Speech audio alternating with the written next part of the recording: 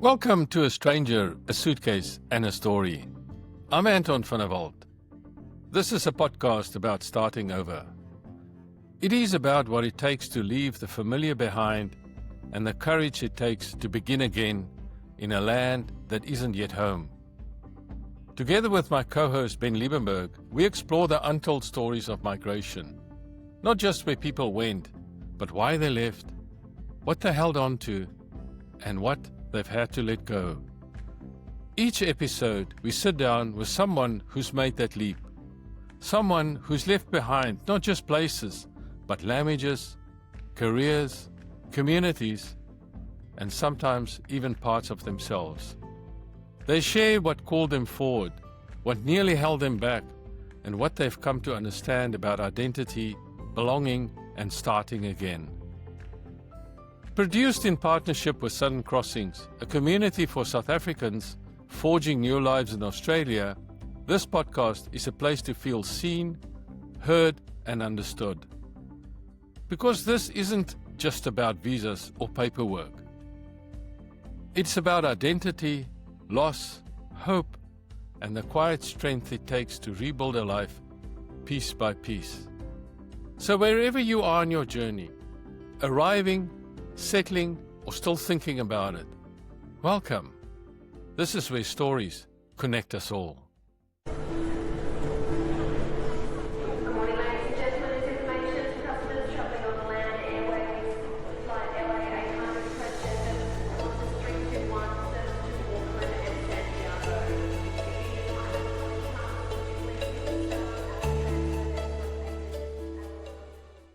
Well, welcome to A Stranger, a Suitcase and a Story. I'm Anton van Ben, and with me is my co-host and fellow explorer, Ben Liebenberg. Hello, Ben. How are you doing? Hello, Anton. We're very well, thanks. Yourself? I'm good, thanks. You look nice, warm and snug over there, right? Yeah. So that's great. So this podcast is where we unpack the real stories of migration, identity and belonging. And whether you've made the leap, are thinking about it, or simply curious, you're in the right place. Each story reveals what we hold on to, what we leave behind, and what we find along the way. And today we're joined by someone whose journey brings a new heart and perspective to it all. So we're really stoked and happy to have Pierre De Villiers on the pod today. Now, Pierre started off his life, looks like, in Durban, and he traveled all over and worked all over the world, in Canada, USA, as well as in Europe, Middle East, Asia, and Pacific regions. So, Ben, to ask Pierre the question about why he's coming to Australia might be a bit of a moot point, because he seems to be a complete world traveler. Pierre started his career as a chartered accountant, and before moving into human resources, Ben. So there are few people that I ever met that starts off in finance and ends up in HR, but you also have got a good linkage with Pierre, being also studies accountancy, but don't do that as a journey and as a vocation. So he's basically a combination of us, Anton. I haven't thought about that. You're quite right. So if you take Ben and Anton and combine it and divide it by 2, then you get Pierre. So there you go. So maybe I should change my name to Benton. Yeah, maybe. So Pierre started his career, as I said, as a chartered accountant, but he's got his own business. He's called Talent Exchange, and he does executive coaching, leadership development, and strategic HR advice. So Pierre, welcome to the pod today. We're really keen to hear your story, especially about why you were ironing your school shorts and cooking dinner every Monday night when you were young. So, but let me hand you over to my trusted partner, Ben, to kick us off. Super. So, Pierre, I am looking forward to today. I'm already really interested to hear why that combination and why you would go from that one to the other one. So, I think it'll be very interesting. But before we normally start and get into the latter part of your life, we normally just want to get to know our guest a bit better. So, where did you grow up? Anton mentioned you grew up in Durban, I suppose. But Yes. Tell us a little bit about, where were you born and what was it like growing up in Durban at the time? Yeah, no, thanks for that. And thanks for the opportunity to have a bit of a chat and share my story. So, yeah, grew up in Durban and, it was quite interesting to, later in life to realize when you grow up in Durban, you don't realize that you're growing up in the only really English first language city in the country in South Africa. You just assume because most other people in a business sense talk to you in English that's kind of what everyone does. But then you suddenly realize actually you're a little island there sometimes to yourself. But really enjoyed it. I grew up in an area which is called Hillary. And I often say to people that know Durban, they'll often know, say, like Westville or Hillcrest. So you go a bit further south and you get to Pinetown. Mm-hmm. Bit worse. Go a bit further south, you get to Queensborough. Mm-hmm. Bit worse. Keep going south to Hillary, and then that's where I grew up. So, it wasn't, I had good memories. I remember playing, rugby in standard 4, standard 5 back in the day, grade, 6 and 7. And our teacher making us carry, motor car tires around the field and sort of swearing at us and all these kinds of things that I don't think would quite fit in today's sort of modern society. But, lots of happy memories there and certainly enjoyed it. I was lucky enough to go to high school in Glenwood. So, for those who did grow up in Durban, a big rivalry with Durban High School and a lot of arguments about which side of the highway is the best side, et cetera, et cetera. But certainly, again, that was a wonderful opportunity. And then really mostly because my high school career counselor said to me, look, you've got pretty good marks. So, you've got a couple of choices here. You can either be a doctor, a lawyer, an engineer, or an accountant. So which one of those 4 would you like to do?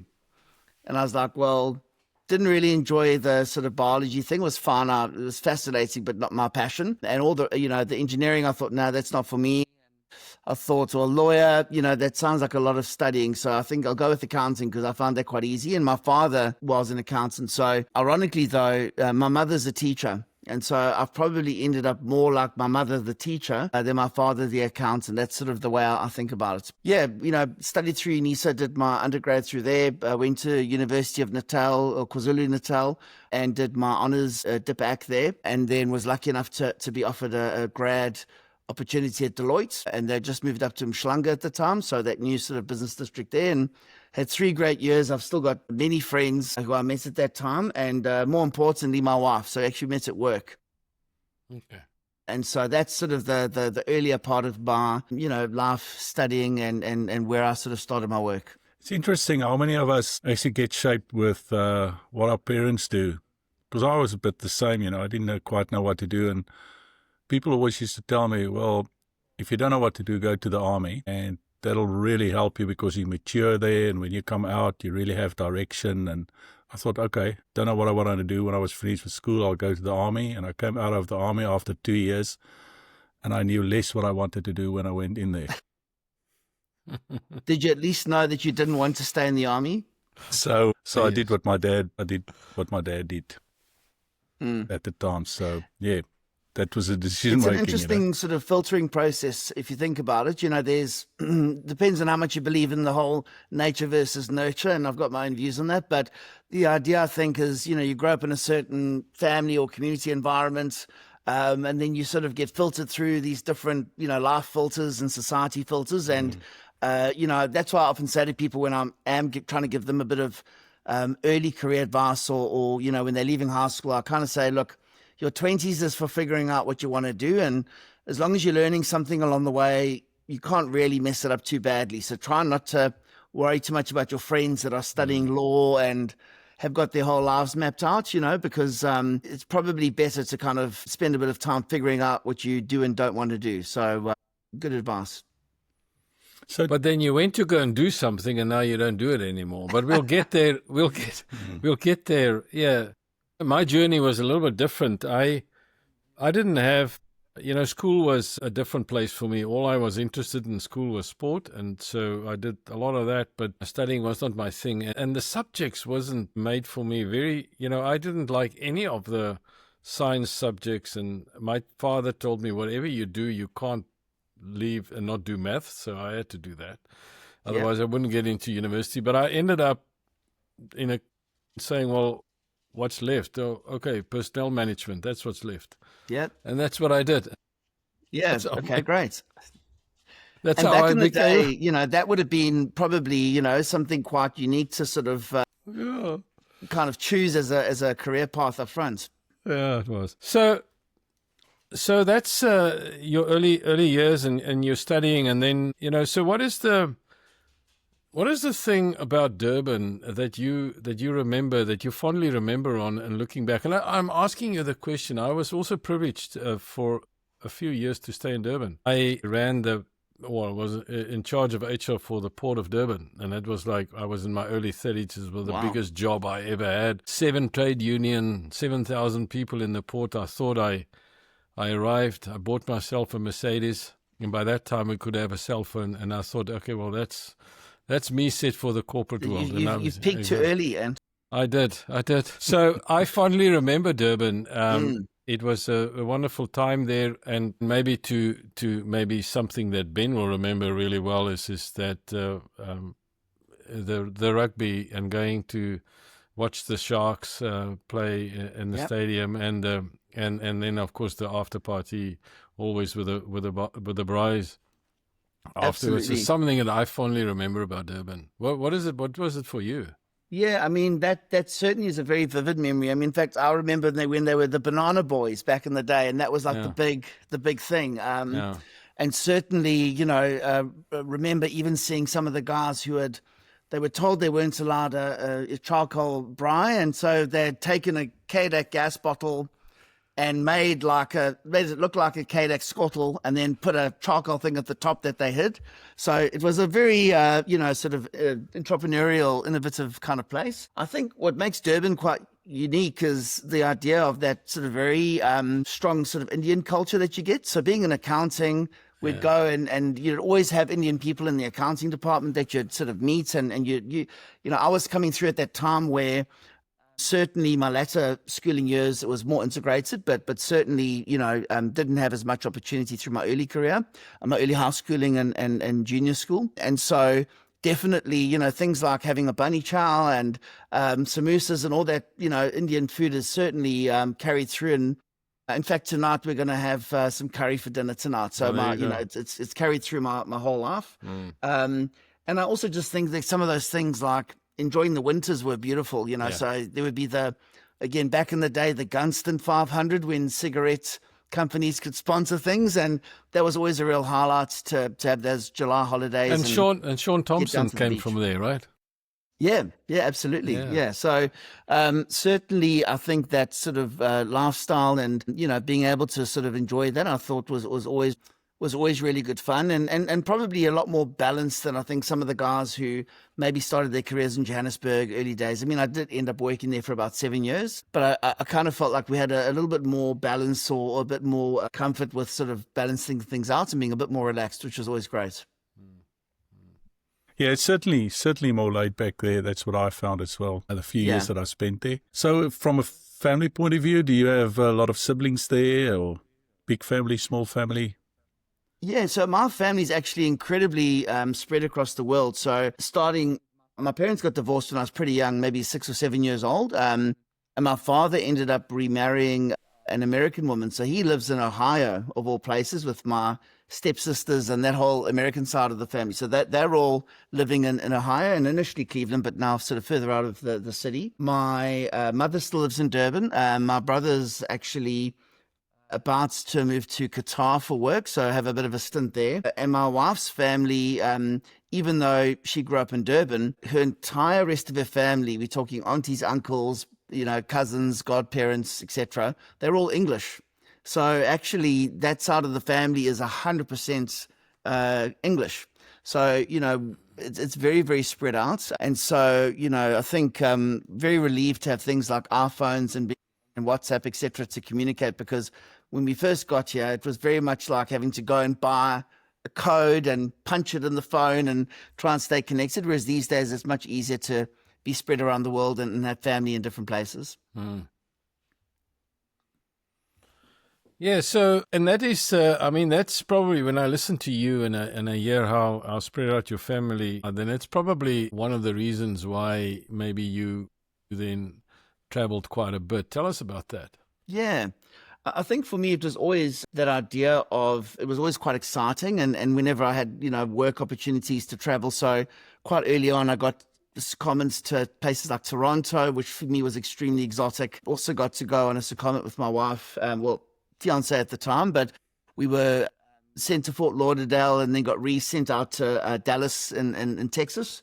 Was So this in had a your, was this in your accounting career now? in county career, yeah. So those were my early trips, and then once I moved into leadership development and some of those topics, got to travel to places like Athens, Crete, London, and certainly into Zimbabwe and Namibia as well as like Southern Africa, and then I think over time just always had that real interest in getting to meet people from all sorts of different walks of life and kind of think, well, I've got these ideas around what makes a great leader or what makes for someone to be successful in their career.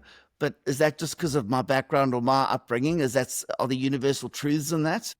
So I always quite enjoyed going to new places and getting to experience these different sort of thoughts and ideas and views of the world, and certainly provided me with some great travel opportunities in my career. And I think to a degree, even living in Johannesburg for a few years before we left South Africa, being away from our hometown and not having lots of family around probably made it a bit easier to make the move over here. Knowing that we weren't necessarily, wherever we went in the world, would at the most have some family, but not all family there. So for us, it was really around a new adventure and trying something a bit different that we thought, well, at least we won't die wondering what it's like, but we've never left. So it's been a great journey. So in your earlier travels, when you went like Canada and Fort Lauderdale and those places, did you ever think of staying there permanently, or were you always aware of the fact that it's just temporary and that you'll go back? I think there was always the opportunity to think to yourself, well, could I be here? Could this be somewhere I could stay for longer? I really love places like Toronto. I think the Canadians are quite easy to get along with, and I've found this to be quite a warm and very friendly sort of nation. The US for me, I think, not knowing it well, it was probably harder to pick the place that you might want to bring up a family. For me personally, was probably the trickier part. I've got friends that live in Manhattan or nearby, and I think that if you've got that a very strong finance career, then there's places or tech career, there's cities there that you could really enjoy. But I think for me, it was a case more of that sort of idea of, if I can have somewhere where it'll be great for my family and to bring them up in a great place, was probably more of a driving factor in choosing where to go. So certainly thought about these places and could we stay there, but none of them really felt like they were going to be a long-term place to be. Did you ever think why? What was it about those places that just didn't give you that nudge? Question. I think for me, it's probably a bit about that sense of like community, and where you feel that there's a bit more of understanding of who you are, or maybe just a little bit of commonality. Because having traveled so much and spent so much time being really conscious about my accent, for example, and how I pronounce words and the speed at which I talk, or am I making sense to people? So I think I had the opportunity quite early on to, have some of those challenges and try to figure those things out. And so, when thinking about it, it was probably being a bit conscious around, yes, it's exciting to have something that's a bit of a stretch and an adventure and really different, but also knowing that it can be pretty tough. Like, I admire people who don't have English first language, wherever you come from, and you come to Australia, that's huge. And I think, the food can be different, the lifestyle can be different. And so whilst I knew that some of those things would, and I've got a few sort of times that I realized how different it is to be South African here, but certainly looking for things where at least I knew people enjoyed being outdoors. There was, culture that enjoyed sport and community, family, those kind of things. That was really appealing to me. It's interesting because I traveled quite a bit as well before we came to Australia, and I lived basically I played rugby most of the time, but I went over to Europe for 2 years, one in Germany, another one in France, and then over to the US ended up in Fort Lauderdale as well, interestingly. But I actually found that it made a big difference in your psychic if you know you're only there temporary to when you're actually thinking about staying permanently in a place. So that's why I'm asking, because, I kind of like went through that same thing you did, and I went through that same probably thinking. And the one place I must say I really enjoyed, I thought was fantastic, was the south of France when I played rugby there. But the problem was, number one, those days we couldn't get any visas there, but also just the language, it was too difficult. I mean, at the end of it, I could order a beer in French, but, there's certainly no ways I could work in the language and, work proficiently in it. So, I mean, struggling enough with English as it is, Yeah, no, it is really interesting. I mean, we actually took the view of, we said when we come here, because we hadn't been here before, we hadn't done a whole recce or anything, we thought we're just going to go. And so we had this rule that we said for the first 2 years, and my wife and I had this conversation, we said, we are going to live like we're tourists. And even on a really bad day, you're not allowed to say, I don't want to be here. You can say it's been a tough day, but you can't say I want to go. But after 2 years, we'll go out and have breakfast together. And then we can say, okay, so what do you think? Because then that way we knew that there was, you couldn't just have one bad day and say, this isn't working for me. But also you would at least be here for, 2 to 3 years before you sort of moved on. And so we would very, very proactively look for places to go. So at least every second week, make sure that we, went to a different place with one son initially and then the second. So get out the house, explore the city. And I think that really gave us a far broader view of what it's like to be here. I'm sure if you arrive with a family, maybe teenagers, and you're jumping straight into school and into work, that can be a different experience. But we were very fortunate to do some of that exploring and kind of just sort of try all these different things and see what they were like. The thing that that is a gap for me in our discussion here, and if I say gap, I mean there's something I'd like to understand better, is what motivated you guys, and I'm seeing you and your fiance or then eventually your wife. Yes. What was the thing that motivated you? Because you say, well, I'm going to come here, I'm going to stay here for 2 years, let's see if it works or whatever. So there's something that says, I needed to come here. Why was that? For us, it was very much around at the time of my eldest son's first birthday. That was quite a challenging time in Johannesburg. The power cuts and things were certainly really picking up, and that electricity challenge. My wife would call me a number of times and say, I've got frozen pumpkin and and I can't feed our son. It's just there's nothing. The microwave doesn't work, and what do I do? So we certainly was aware of that, and I think we didn't feel like settled in Johannesburg. So it was a case of like, we don't really think we want to be here long term, and we want to find somewhere else to live.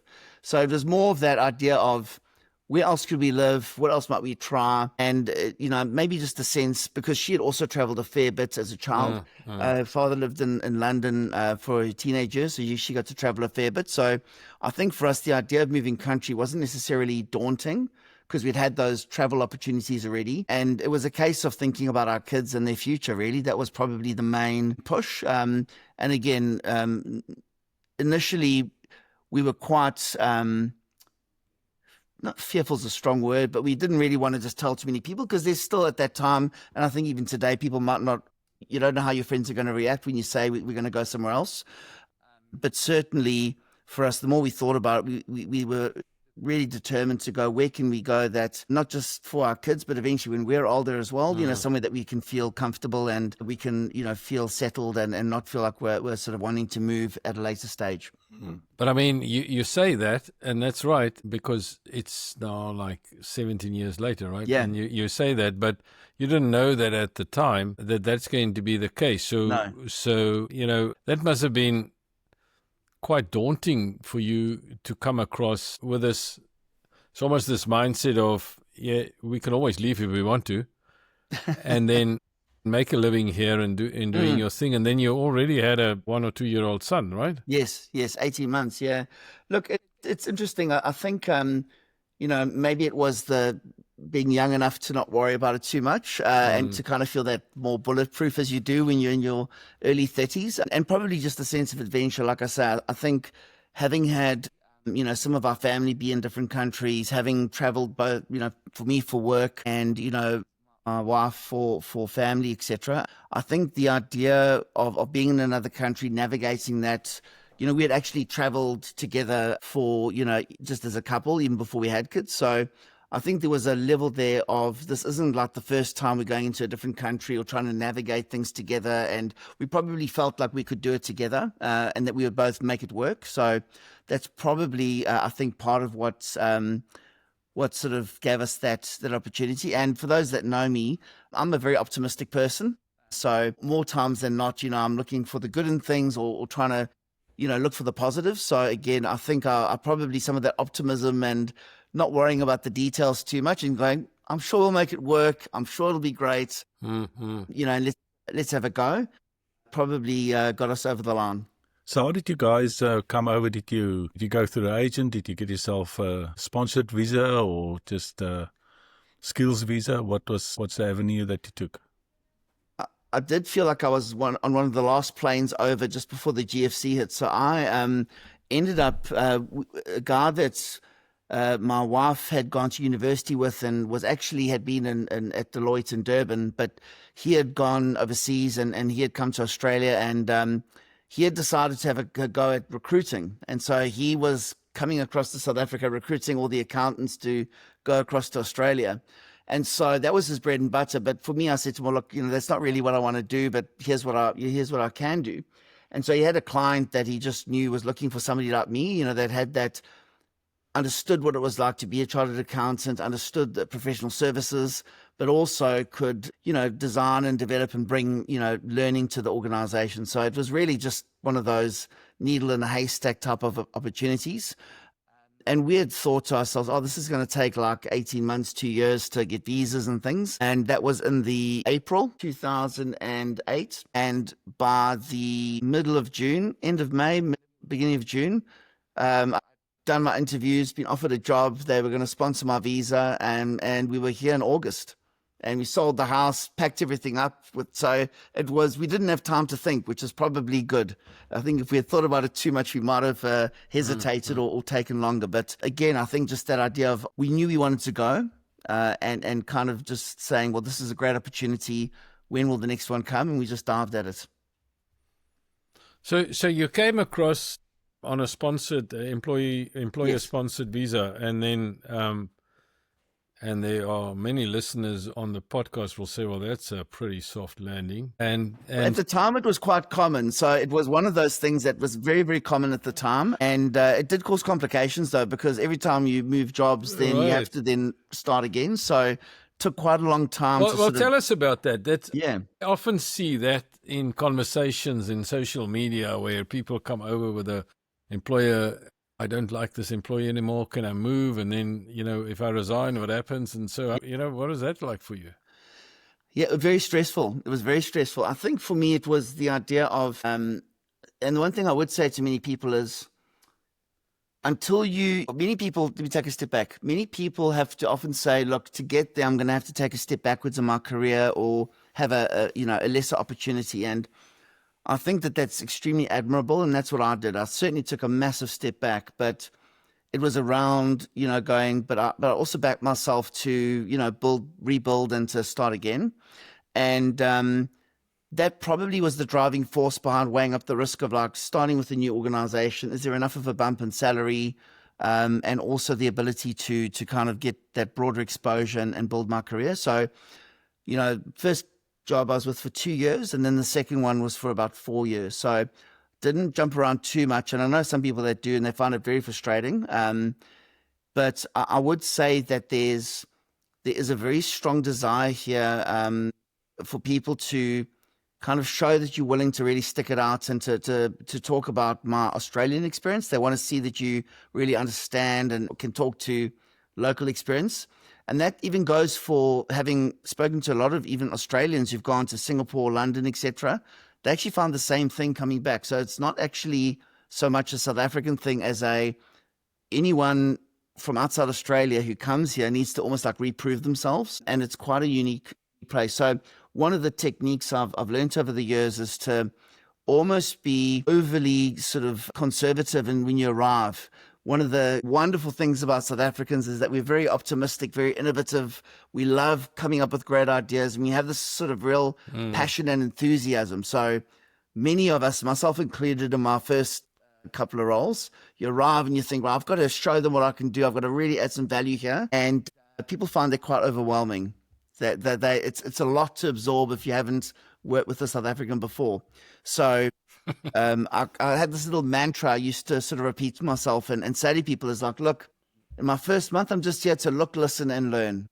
I just want to see what's going on. I want to listen to what you do and really learn about that, because when you start unpacking, that's a lot of, I think, especially Australia through certainly the 80s, but if not the 90s and even early 2000s, it wasn't necessarily a place of innovation and cutting edge modern business approaches to things. It was really quite almost backwater in a way. And I say that with all due respect, but there certainly wasn't this, high profile business environment that you get these days in some of the bigger organizations. And so when people arrived and sort of started pointing and saying, well, why have you done it this way? And that's wrong. And you can do this better. I would often say when I'm mentoring or coaching people to say, whether you know a better answer is completely irrelevant. What's far more important is to show the person you've taken the time to understand what was the context. Why did they do it this way? What was the thinking behind that? Because once you can show that level of understanding and thoughtfulness, then people are far more willing to then hear a couple of the ideas that you have. So that for me was a big learning, and certainly something which I've had to really think about, because of, it's quite easy, I think, sometimes to go, you get thrust into really great opportunities early in your career if you have that in South Africa, and people here don't quite get the same early opportunities. So again, even looking at your age and saying, well, did you really do that? Or is that really what you did? Maybe you're exaggerating slightly and you're not, but it's just hard for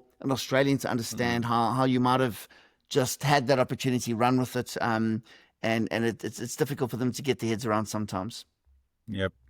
So how long did you think it took you to just understand the lay of the land? And yeah, it's the first time when I was talking to somebody who had arrived, and it was probably after about 7 years of being here, and I reflected, like, they'd come around for a barbecue, because we're in Australia now, and we had sat around the fire pit and had a chat and a good sort of get to know you session. We didn't know this couple before they arrived, and we had been here for about 7 years, and they commented to say, Pierre, you seem to be really attuned to what's useful and good, and you seem to have your finger on the pulse.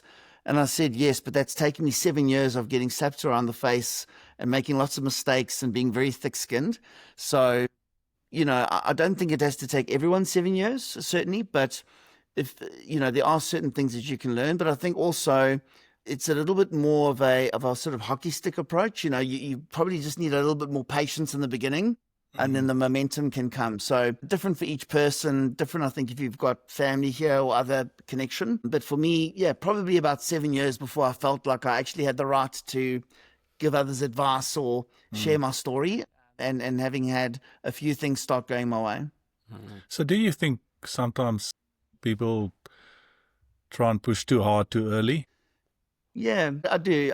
I think it's not, but not from the point of view of like it's a conscious thing of, I don't think people are consciously trying to go, well, I'm just going to climb my way up and do all these things. It's often more around, I think, wanting to show that you belong, that you can add value. So it's often very positively intentioned, but that sort of, and if either of you have met any Dutch people, like, from the Netherlands, you sort of realize that just how open and honest and direct we can be at times. And so that is so different from Australian business culture in particular. So for me, it was one of the big insights I had was I came here assuming that work would be work and super easy, and how are we going to meet people that we know that we can connect with socially? And it was the complete opposite. Much easier to offer to turn some sausages at the Mother's Day, whatever, breakfast thing at the preschool, at the junior school. Much easier to offer to coach the kids' rugby or soccer team or cricket team. And meet amazing people that, want their kids to play sport, a lot of community, really appreciate you making the effort. That was much easier than sometimes at work where, you hadn't gone to the same university as someone, or you hadn't worked together for 10 years or 15 years. And And so you just didn't have that connection and that story together from a work point of view. So I found that took me much longer. The work piece took me longer. But then, I did invest a lot of time, and I still continue to invest time in my network. And so what I did find is that, again, at that sort of 7-year mark, there were people that I could say I knew for 5 or 6 years that I'd stayed in contact with. There were people I maybe knew for 2 or 3 years. So I was starting to have those deeper relationships that, were quite, helpful and gave me a lot of information and knowledge, but also where I could be a bit more useful and have a bit more context and experience to share. That for me became very valuable. Yeah, and I think, Ben, it might be so interesting if we can get a senior executive on the podcast that work with South Africans to hear what they have to say, an Australian senior executive. Because it's a very interesting thing that you say, Pierre. And so my next kind of thinking is so where's the balance? Yeah. Because you talk about things about, I know we generalize, but you'll find that Australians will say, well, these South Africans, other than there are a few things. The one thing that they do have, they have this fire in their belly in the sense that they know they got to come here and make it work, right? And so they work very hard to do that. So there's some very unique traits that people bring across with them. And so, but where's the balance for you? Because in the sense of, I think what we hear, what other people are saying is if you come across here and you think you're going to become an Australian, then you're kidding yourself. In the sense that you can integrate and do all those things, but you can never become something that you are not. Or what is your thought on that? Yeah, and I do think it is an interesting one. And look, we all have our own journey and our own stories that probably relate closer than others. But I'll give you an example. People will say, "You're South African, do you enjoy rugby?" And I absolutely, love it.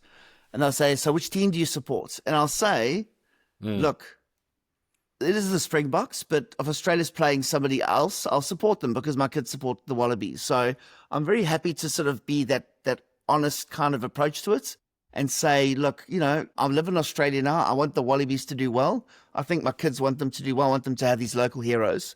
But for me personally, it's still the good old Springboks. And so it's things like that where I think it's the first step for me is really about understanding what some of those stereotypes are, so that you can just be aware of them. It's not about trying to change yourself completely, but when you're aware that people might think that maybe you're a little bit forward or maybe a bit sort of direct, then you can, sometimes you can frame that. You can say things like, look, maybe I'm being a bit direct, but here's what I think. So at least you're showing a bit of self-awareness, or you're not sort of just jumping into things, I think can be quite useful. And especially, it does depend on certain certain pieces of context in your role and the organization and things like that. But again, I think showing an interest in what's Australian, Australians are very proud of people that come from here. And another thing that blew me away was listening to music and going, oh my goodness, that's an Australian artist, or that actor's Australian. And, when you watch them on movies from when you're living in South Africa, you just go, that's a great actor. They've got an American accent or whatever. You come here, you get told very quickly, Hugh Jackman is Australian. Like this person's, Isla Fisher, she's Australian. Nicole Kidman, right? Nicole Kidman's Australian. Like you get told very clearly that these are good old Aussies, and they're really proud. The same way South Africans do, I'm constantly explaining to people how Nando's is a South African, business, it's not Portuguese. And we've all got our own little quirks about that, and it's a good bit of fun. But, again, I think just understanding that, everyone's like that and showing some interest, I think it's a classic, thing to do with people, to show them that you're interested in what they're all about. I think Aussies are far more accepting where they kind of feel like you're not just coming here and saying, I come from somewhere else. I just want to be from that place. I want to be everything about that's important to me, and nothing that's Australian is relevant to me. I think that will really, even if that's not what you're thinking, if it comes across that way. So, being quite clear and open and saying, this is what I love about Australia. This is what's amazing. But I also love these other things about where I come from and my heritage. So I think showing that combined interest and passion and love for things, I think is something that I've certainly used to build some relationships. And also, I think just have that positive view. I think it sometimes is for them quite amusing when they're complaining about the traffic or whatever, and you're going, guys, There is a train. There is a bus. It works. 5 minutes late's not a problem. Like, yes, I know you went on a holiday to Japan, skiing or whatever, and the train, you can set your watch by the trains, and you're going, but a minute late is okay by me. I'm really happy with that. I think I feel very lucky to be here. So I think some of that tongue-in-cheek sort of humor also they do appreciate. It's all relative, though, It is. It is. So here's a thought, a philosophical thought. In that sense, I'm wondering, and the more that Ben and I talk to people, the more I kind of thinking that with people coming across as an immigrant, which all three of us on the call have, and then the way that you have to do, because the way that you describe being successful means that you now can't be, you need to find a balance. You need to embrace that what Australia offers you, and you need to remember who you are and where you come from and what you, because it's a base, right? And so, and the more I talk to people, the more I'm thinking about the future of how people and human beings, and sorry, I'm going far ahead now, how people and human beings are thinking about the world, and how are we going to interact, say, in the next 10 or 15 years, when technology is going to be playing such a big role and trying to regulate so many things, and that probably the competitive advantage that we're going to have as humans is not going to be technology, it's our ability to being more human. And I'm thinking, and then when I go there in my mind, I'm thinking, well, people who immigrate like us, or people who immigrate and the people who we speak to, there's a unique skill set required that is not technology. It's all about human connection, finding your place, living in a world of difficulty sometimes, and so on, which might stand us in really good stead in the next 10 or 15 years, and that maybe immigrants have got some skill set that they've developed that could be very useful and helpful. It's just a thought I have. What do you think of that? I would agree 100%. You think about all the people who have the opportunity to come. They don't all come. They don't all leave. So it's a subset of a subset of a subset of people that are here. So already you're showing the willingness to take some risk, to challenge yourself. All of those different things. You're already in a group of people that has got a lot to offer. And I think to your point around being unique, you look at some of the most successful people, I think, and they'll often talk about just embracing who they are and their uniqueness. So, that's really important. But I think it's also important to understand that, as much as it's great to be unique and be a human being, you also have to understand when there's groups of humans, they will look at outsiders as being different. And that's a very natural thing for the human brain.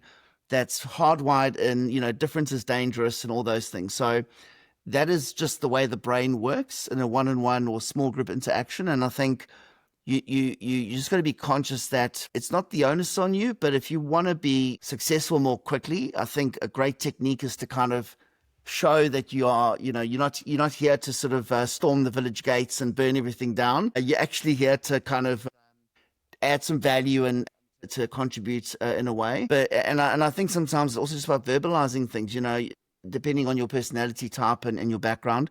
You might not, when you grow up in an environment where everyone's quite similar, you just do things a certain way. Yeah. I'll give you an example.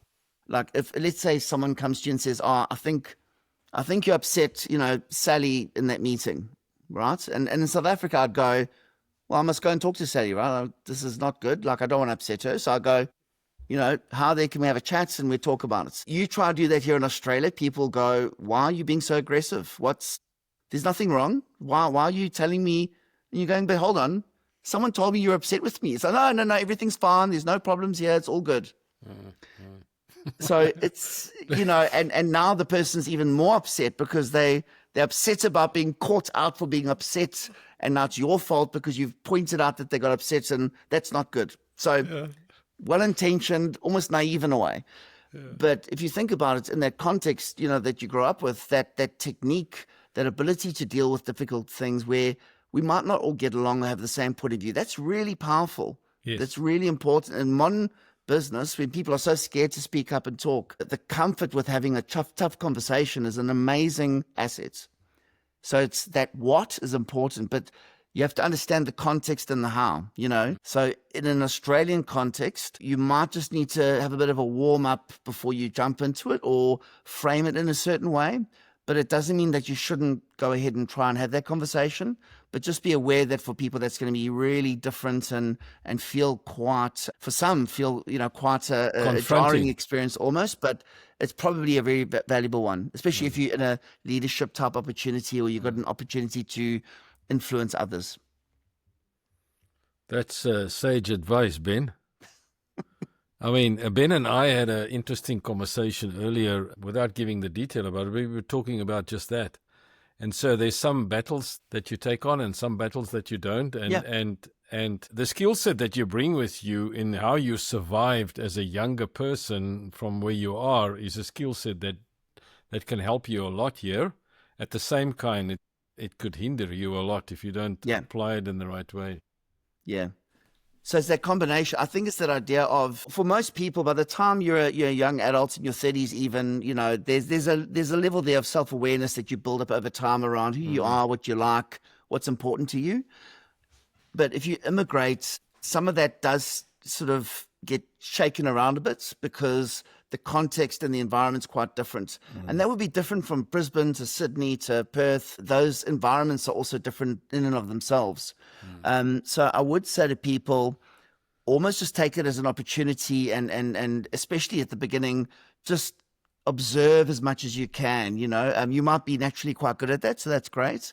But think about, you know, how can you observe things? How can you reflect, think about yourself and try and almost rebuild that self-awareness and think about that. And the other thing I'd say is don't be afraid to ask others for help or advice or a cup of coffee. I've never, ever said no to somebody that said, hey, can I just get a few thoughts? And that could be everything from, you know, like my wife's just had a child and it's a bit difficult. I don't have family here to, you know, I've got these people in my team that I'm struggling to work with or, looking for a new job and feeling like I just can't make any headway. So the conversations vary, but people will always, I think, be willing to support you or at least put you in touch with somebody who can.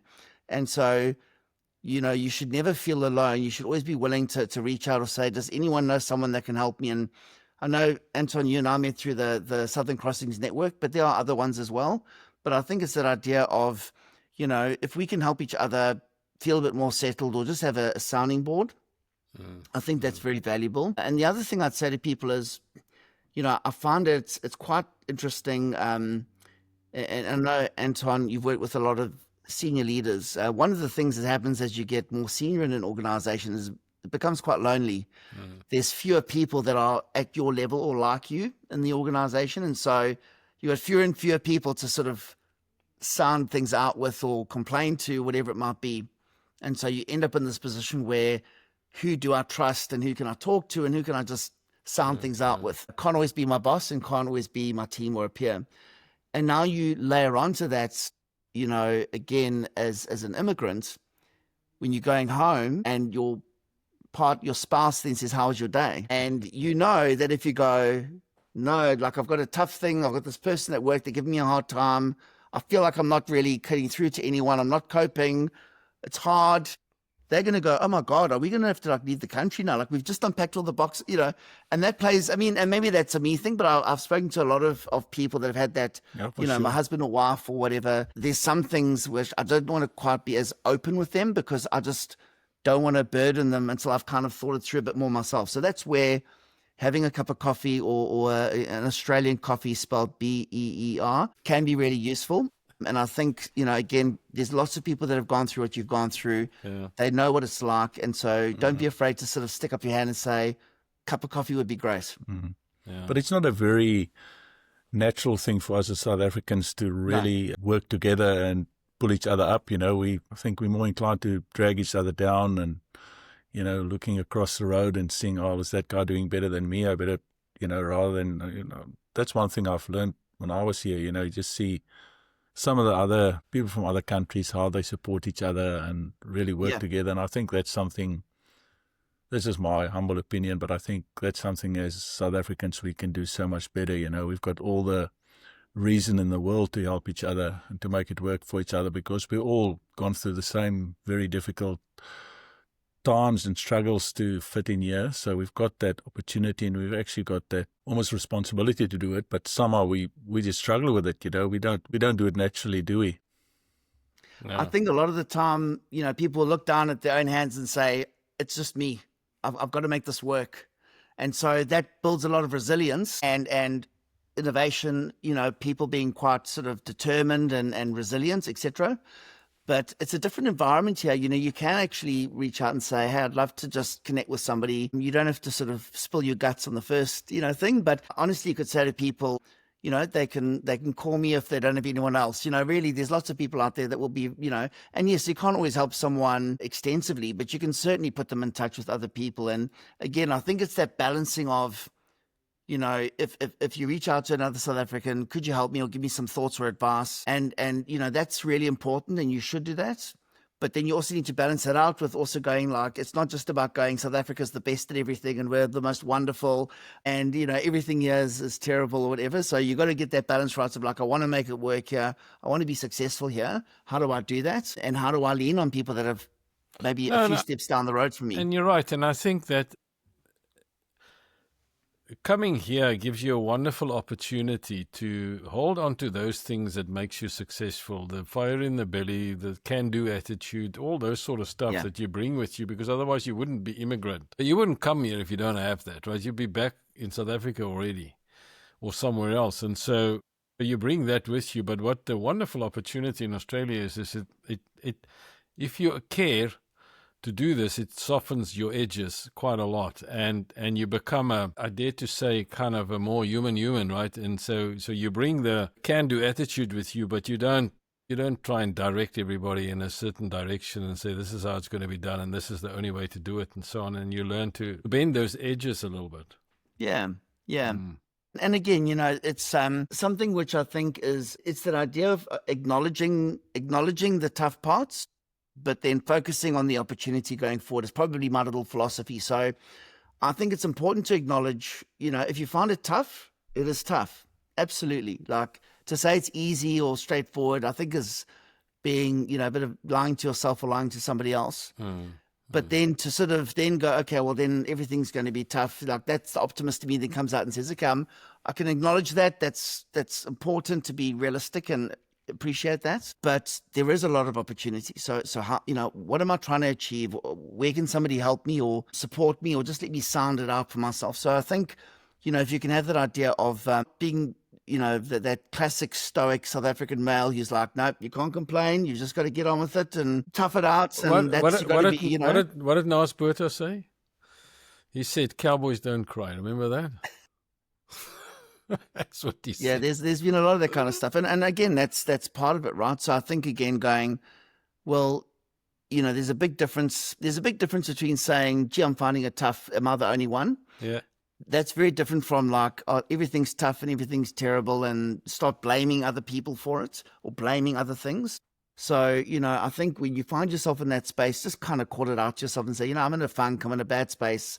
I'm not in the right headspace at the moment. Let me do something what can I do about it? I think that's the South African attitude is, what can I do about this? What's in my control? What are the things that I can take a step forward and just do something? Right. And that one something is definitely to reach out to other people or to connect and to have that opportunity to sort of hear what others have tried and at least have that sort of camaraderie, which is, I think, very important. Well, Anton, I think, there's been a lot of learnings here and a lot of wisdom.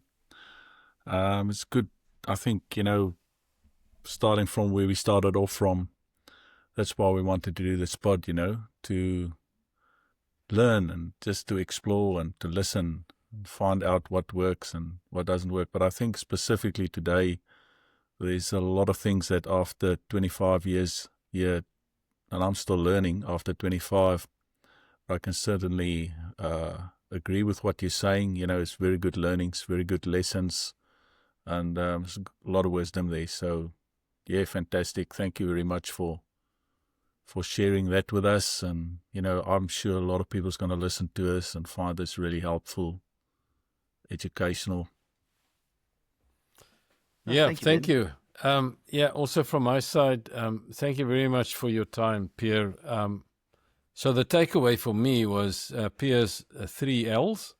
So if that's all you remember out of this podcast, coming here, look, listen, learn, and so if you do that, it takes you just a little bit back to not just jump into with all your boots. So thank you very much, Pierre, and thank you for your time. And Sure. it's been a wonderful, at times, philosophical discussion, Yes. which of course, Ben, Pierre and I coming from the same cloth in a certain way, we would talk about that. So thank you, Pierre. No, but thank you so much. And again, I think just saying to the broader community, thank you to the two of you for investing your personal time and effort to bring this to light. It's interesting when you kind of think, well, who'd want to hear my story? It's my life that I've lived, and I don't necessarily, other than maybe helping somebody or sharing something that might be useful, I don't necessarily reflect on it all. But I think the two of you being the almost the storyteller, the investigative journalists that are trying to dig these stories out and find them and weave together the experiences people have, because that's really important to remember, I think, where we've come from and where we're going. And I do think that there's a lot of opportunity for people to feel connected to that and remember that core and those roots as they grow and become new people. So it's lovely that you're doing it, and thank you very much. Wow. Thank you. On that note, thank you very much, Pierre. Thank you.